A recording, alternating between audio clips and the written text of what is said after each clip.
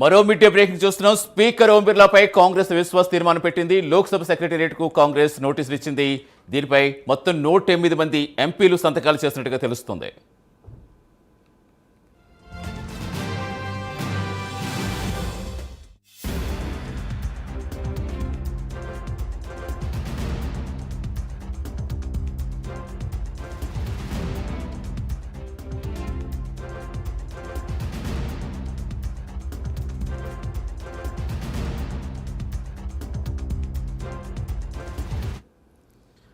Speaker ఓం బిర్లాపై కాంగ్రెస్ అవిశ్వాస తీర్మానం పెట్టింది. లోక్సభ సెక్రటేరియట్ కాంగ్రెస్ నోటీసులు ఇచ్చింది. మొత్తం 108 మంది ఎంపీలు ఈ నోటీసులపై సంతకాలు చేశారు.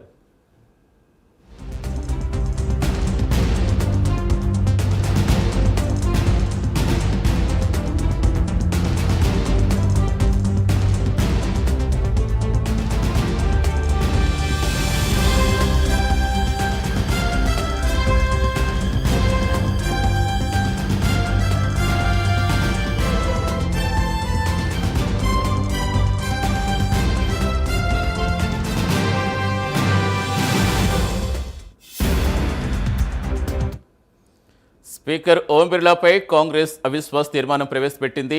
లోక్సభ సెక్రటేరియట్కు కాంగ్రెస్ నోటీసులు ఇచ్చింది. మొత్తం ఈ నోటీసులపై 108 మంది ఎంపీలు సంతకాలు చేస్తారు. తమకు మాట్లాడే అవకాశం ఇవ్వలేదని కాంగ్రెస్ ఎంపీలు ఆరోపిస్తున్నారు. మొత్తంగా నోటీసులపై 108 మంది ఎంపీలు సంతకాలు చేసి అవిశ్వాస తీర్మానాన్ని లోక్సభ సెక్రటేరియట్కి నోటీసులు ఇచ్చారు కాంగ్రెస్.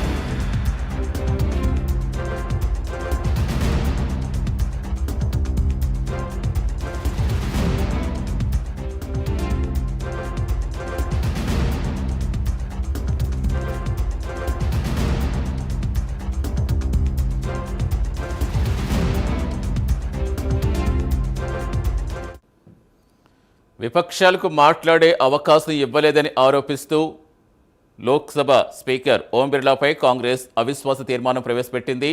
లోక్సభ సెక్రటేరియట్ కాంగ్రెస్ నోటీసులు ఇచ్చింది. నోటీసులపై మొత్తం 118 మంది ఎంపీలు సంతకాలు చేశారు.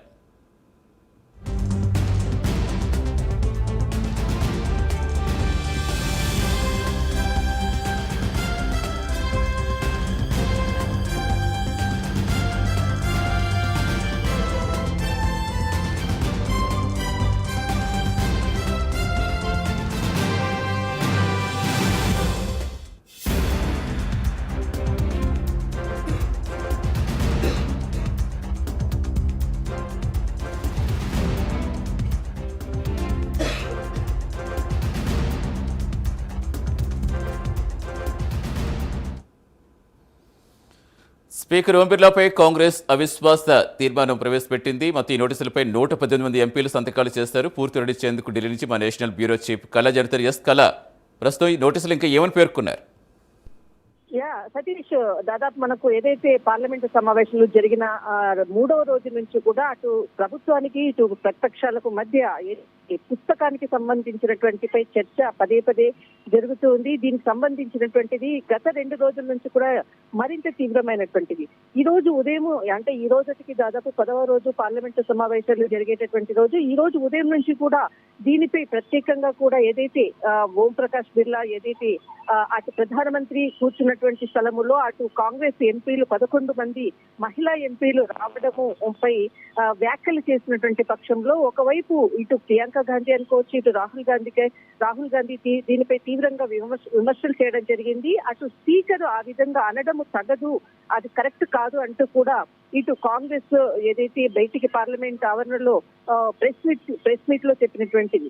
మరొక వైపు ఏదైతే నిన్న అంటే పుస్తకానికి ఏదైతే నరేన్ ఒక మాజీ ఆర్మీ చీఫ్ రచించినటువంటి పుస్తకంపై కూడా ఏదైతే ఇండియా తర్వాత డ్రాగన్ కి చైనాకు మధ్యలో ఉండేటటువంటి జరిగినటువంటి ఉదంతానికి ఏదైతే పుస్తకం తీసుకొని అదే సందర్భాన్ని పార్లమెంట్ లో చర్చిస్తున్నటువంటిది, దీనికి సంబంధించినటువంటిది ఏదైతే పబ్లిషర్ కి సంబంధించినటువంటి పెంగ్విన్, ఇది అబద్ధము, అసలు పుస్తకాన్ని మేము విడుదల చేయలేదు, దీనికి సంబంధించినటువంటి కాపీలు కూడా ఎక్కడా లేదు అంటూ కూడా ఏదైతే పబ్లిషరు నిన్న రాత్రి ఒక స్టేట్మెంట్ ఇవ్వడం జరిగింది. దీనిపై రాహుల్ గాంధీ ఈ రోజు ప్రత్యేకంగా ఉదయం నుంచి కూడా ఎవరైతే మాజీ ఆర్మీ చీఫ్ ఎలాంటి అబద్ధం చెప్పడు, కానీ ఎవరైతే పబ్లిషర్స్ అని చెప్పేది అబద్ధం అంటూ కూడా ఇటు రాహుల్ గాంధీ చేసినటువంటి ఒకవైపు మరొక దుమారం. అయితే టోటల్ ఉదయం నుంచి కూడా దాదాపు సభ ప్రారంభం కావడము, తర్వాత 12 గంటల వరకు కూడా మరి వాయిదా పడ్డము, మరి కొద్దిసేపటి క్రితంగా కూడా జరుగుతున్నటువంటి చర్చలకు మరి 2 గంటల వరకు కూడా లోక్సభ వాయిదా పడినటువంటిది.